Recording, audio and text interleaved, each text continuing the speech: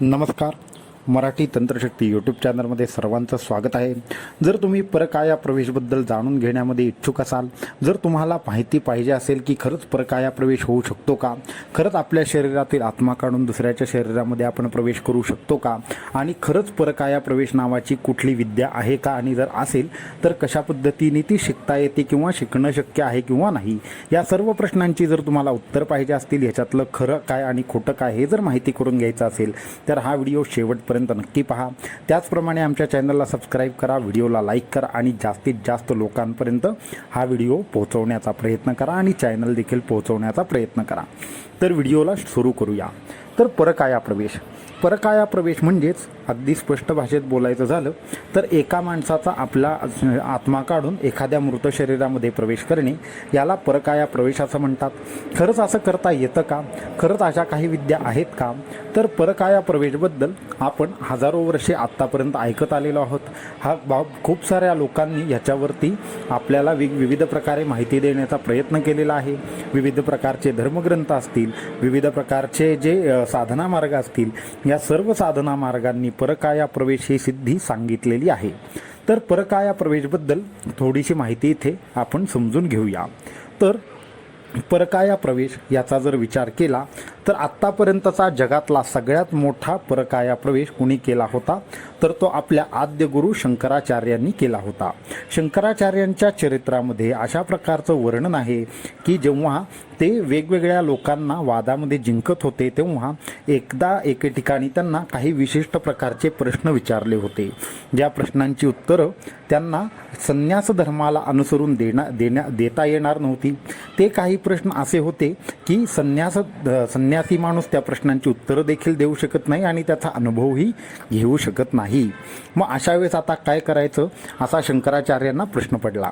त्यावेळेस ते तर अत्यंत उच्च कोटीचे योगी होते, ज्ञानी होते, खूप साऱ्या विद्या त्यांना अवगत होत्या आणि साक्षात भगवान विष्णूंकडून, भगवान शंकरांकडून त्यांना विविध प्रकारचे वर्णन आणि विविध प्रकारच्या विद्या प्राप्त झाल्या होत्या असं वर्णन आपल्याला ग्रंथातून ऐकायला मिळतं. त्याचप्रमाणे या विद्यांचा उपयोग त्यांनी करायचं ठरवलं.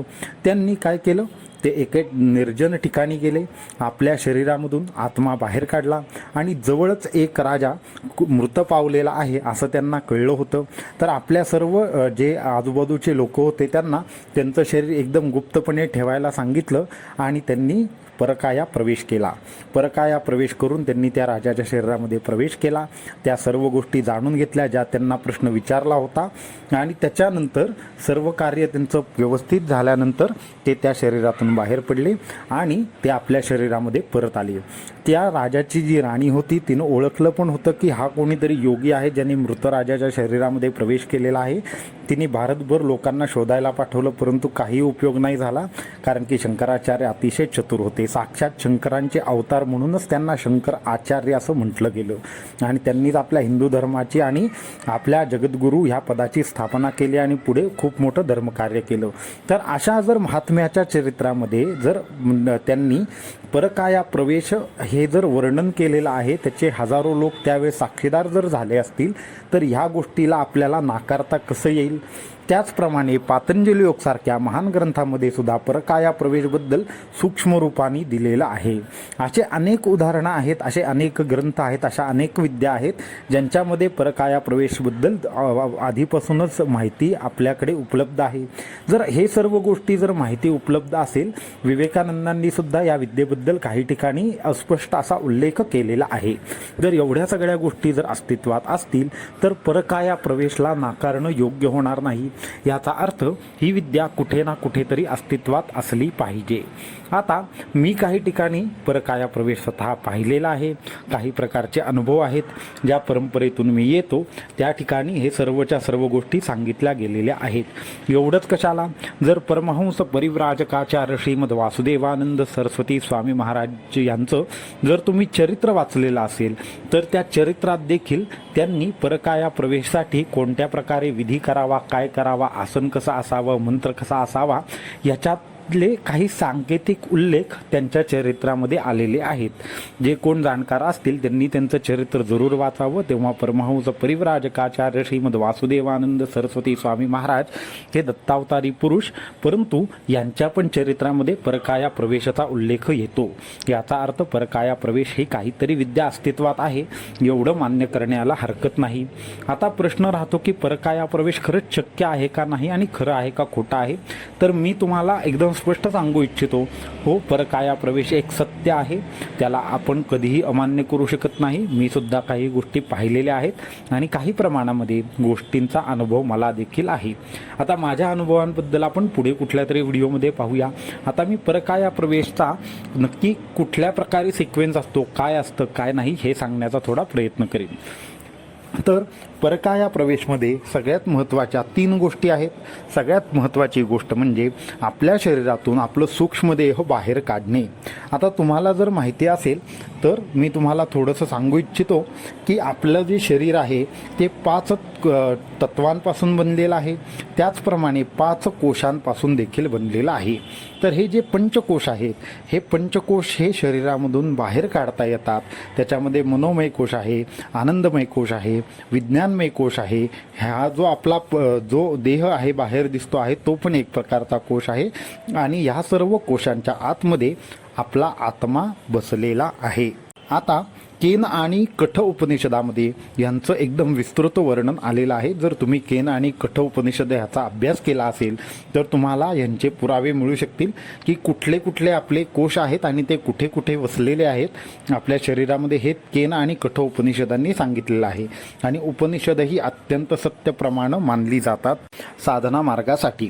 त्याप्रमाणे सगळ्यात महत्त्वाची एक गोष्ट करावी लागते, आपल्या शरीरामधून सूक्ष्म शरीर बाहेर काढणे.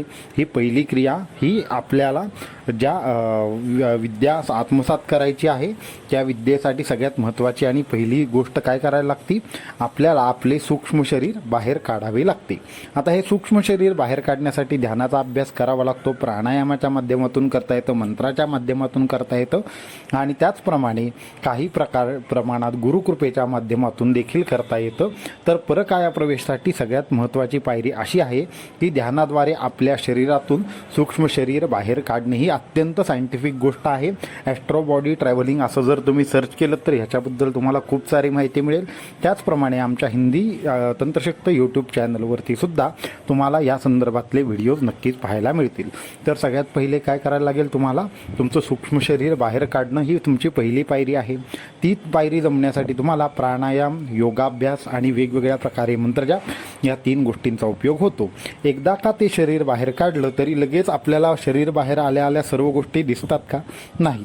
तुम्हाला थोडा ध्यान करायला लागेल. ध्यान केल्यानंतर तुम्हाला काय करायला लागेल, काही वेळ बाहेर स्थिर राहता यायला पाहिजे. ही दुसरी पायरी आहे. दुसऱ्या पायरीमध्ये तुम्हाला काय करायचं आहे, तुम्हाला शरीराच्या बाहेर जास्तीत जास्त वेळ राहण्याचा प्रयत्न करायचा आहे. त्याच्यानंतर तुम्हाला आपल्या शरीरामध्ये सुरक्षितरित्या परत येण्याची प्रॅक्टिस करायची आहे. हे 3 गोष्टी जेव्हा तुम्हाला जमतील तेव्हा तुम्ही परकाया प्रवेशाबद्दल विचार करू शकता. परकाया प्रवेश करत असताना जे सूक्ष्म शरीर आहे ते 6 चक्रांच्या माध्यमातून आपण बाहेर काढतो. आता षटचक्र म्हणा किंवा 7 चक्र म्हणा, मी षटचक्र म्हणलं कारण की तसे चक्र आपले किती आहेत, 7 आहेत. मूलाधारापासून ते कुठपर्यंत, आपल्या सहस्त्रारापर्यंत अशी 7 चक्र आहेत. परंतु आपण आज्ञाचक्रामधून जेव्हा आपल्या जो सूक्ष्म शरीर आहे ते बाहेर काढतो त्यावेळेस परकाया प्रवेशासाठी लागणाऱ्या गोष्टी पूर्ण होतात. आता 6व्या चक्रातून काढावा का 7व्या चक्रातून काढावा हा आत्ता आपला विषय नाही. आपण आत्ता फक्त बोलण्यासाठी म्हणतो आहोत. तर आपण आपले जे चक्र आहेत त्याच्या माध्यमातून पूर्ण जागृत करून आपलं सूक्ष्म शरीर बाहेर काढायचं. सूक्ष्म शरीर बाहेर काढल्यानंतर आपल्याला बाहेर स्थिर राहता आलं पाहिजे आणि परत आपल्या शरीरामध्ये रिएस्टॅब्लिश होता आलं पाहिजे. रिएस्टॅब्लिश होणे म्हणजे काय, आपल्या शरीरामध्ये परत पूर्ववत राहता आलं पाहिजे. ह्या जेव्हा प्रोसेसवर तुमचं नियंत्रण येईल आणि पाहिजे तेव्हा तुम्ही शरीर बाहेर काढू शकाल, वेगवेगळ्या ठिकाणी संकल्पाने जाऊ शकाल, तेव्हा तुम्हाला ह्या गोष्टी गोष्टींमधलं रहस्य हळूहळू कळण्यास सुरुवात होईल. आता ही झाली पहिली पायरी किंवा अर्धी पायरी झाली. हे सर्व तर जमणं एक वेळ शक्य आहे, परंतु दुसरी गोष्ट अशी आहे की आपल्या शरीरातून बाहेर आल्यानंतर ज्या शरीरामध्ये आपल्याला प्रवेश करायचा आहे त्या शरीराशी पूर्णपणे अनुसंधान साधून त्या शरीरातल्या षटचक्रांवरती या किंवा सप्तचक्रांवरती पूर्णपणे ध्यान करून तिथल्या कर्मबंधाशी आपल्याला आपलं अनुसंधान जोडणं जमलं पाहिजे. हा दुसरा विषय आहे. तेव्हा दुसऱ्या शरीरामधल्या अनुसंधान जोडणे, त्यांच्या कर्मबंध असतील किंवा बाकीच्या गोष्टी असतील त्यांच्याशी आपण कनेक्ट होणे आणि त्या माध्यमातून आपल्याला त्या शरीराशी पूर्ण अनुसंधान झाल्यानंतर त्या शरीरामध्ये पूर्णपणे प्रवेश करून एस्टॅब्लिश होणे, हा दुसरा एक विषय आहे. आता जेव्हा तुम्ही अशा पद्धतीनं तिथे एस्टॅब्लिश व्हाल त्याच्यानंतर ते शरीर परत सोडून आपल्या शरीरात पण प्रवेश करता आला पाहिजे. आता ह्याच्यात धोके कुठले कुठले आहेत तर सगळ्यात महत्त्वाची गोष्ट म्हणजे आपल्या शरीरातून बाहेर पडल्यानंतर परत शरीरामध्ये प्रवेश न करता येणं, हा पहिला धोका आहे. दुसरा धोका असा आहे की दुसऱ्या शरीरामध्ये प्रवेश करत असताना काही जर चूक झाली तर त्याच शरीरामध्ये कायमचा अडकायला लागण्याची शक्यता आहे, दुसरी शक्यता आहे. तिसरी शक्यता आहे की त्या शरीरातून परत बाहेर नीट येता न येणं आणि स्वतःच्या शरीरामध्ये प्रवेश न करणं, असा तिसरा धोका आहे. चौथा धोका की जेव्हा तुम्ही आपलं स्वतःचं शरीर सोडून बाहेर जाता त्याच वेळेस तुम्हाला जर कुणी चेक केलं कुठल्याही प्रकारे तुमच्यामध्ये जिवंत असण्याची लक्षणं आहेत का नाही असं जर पाहिलं तर कुठल्याही प्रकारे तुम्ही जिवंत असल्याची लक्षणं या शरीरामध्ये दिसत नाही, तेव्हा हे शरीर संरक्षण करणे हा अजून एक मोठा त्याच्यामध्ये कयास असतो. हे सोडून जर तुम्ही एका विशिष्ट टाईमपर्यंत जर आपल्या शरीरामध्ये प्रवेश नाही केलात तर ते शरीर नष्ट होण्याची सुद्धा शक्यता असती. अशा अनेक शक्यतांमधून हे सर्व गोष्टी करता येतात. जर तुम्हाला ही विद्या शिकायची असेल तर तुम्ही येणारे व्हिडिओ नक्की पाहू शकता. नक्की ह्यामध्ये ज्या आपले सप्तचक्र आहेत किंवा षटचक्र आहेत त्यांचा अभ्यास कसा करावा, ह्याच्यातले धोके कसे टाळावे, योग्य शरीर कुठलं आहे ज्यांच्या माध्यमातून तुम्ही हे प्रवेश करू शकता किंवा कुठली काळजी आपल्याला घ्यायला पाहिजे, या सर्व गोष्टी जेव्हा एकत्र येतात तेव्हा जाऊन आपल्याला हे जे शास्त्र आहे ते पूर्णपणे हळूहळू उलगडत जातं आणि तुम्ही परकाया प्रवेश करू शकता. तर ह्यामध्ये सगळ्यात महत्त्वाची गोष्ट म्हणजे तुम्हाला सगळ्यात पहिले ध्यानाभ्यास करण्याची आवश्यकता आहे. जेव्हा ध्यानाभ्यासाच्या माध्यमातून तुम्हाला एक विशिष्ट प्रकारे आपलं जे सूक्ष्म शरीर आहे बाहेर काढता येईल तेव्हा तुम्हाला या सर्व गोष्टींची अनुभूती हळूहळू येण्यासाठी प्रारंभ होईल. तर तुम्ही येणारे व्हिडिओ नक्की पहा. त्याच्या माध्यमातून हे परकाया प्रवेश हे कुठल्या प्रकारचं ज्ञान आहे, कशा प्रकारे ते आपल्याला केलं पाहिजे आणि काय केलं पाहिजे हे आम्ही नक्कीच सांगू. परकाया प्रवेशसाठी मी अगदी एकदम शॉर्टमध्ये जर सांगायचं झालं तर आपण आपलं जे हृदयचक्र आहे त्याचा ध्यानाचा उपयोग करतो, कारण की त्या ठिकाणी आकाशतत्व असतं. त्या आकाशतत्वाचा अभ्यास केल्यावर आपल्याला ही विद्या प्राप्त होती. ओम हुम हुम हुम आकाशाय नमः. ओम हुम हुम हुम आकाशाय नमः ह्या मंत्राचा कुठेतरी एका प्रोसेसमध्ये उपयोग होतो. हे एकदम सांकेतिक स्वरूपाचा आहे. ज्यांना या गोष्टीमध्ये डिटेलमध्ये शिकायचं असेल त्यांनी ह्या व्हिडिओच्या माध्यमातून काही गोष्टी जाणून घ्याव्यात आणि येणाऱ्या व्हिडिओ सिरीजचा वाट पाहावी. त्याच्या माध्यमातून तुम्हाला ही विद्या काय आहे, कशी करावी, कशी नाही करावी, कुठल्या ग्रंथांमध्ये याचं सर्व वर्णन आहे, ह्या गोष्टी नक्की पाहायला मिळतील, ऐकायला मिळतील. त्यामुळे येणाऱ्या व्हिडिओची वाट पहा. जास्तीत जास्त लोकांपर्यंत हा व्हिडिओ पोहोचवा आणि आम्ही जे आता इथनं पुढून शिकवणार आहोत त्याही गोष्टींकडे लक्ष द्या.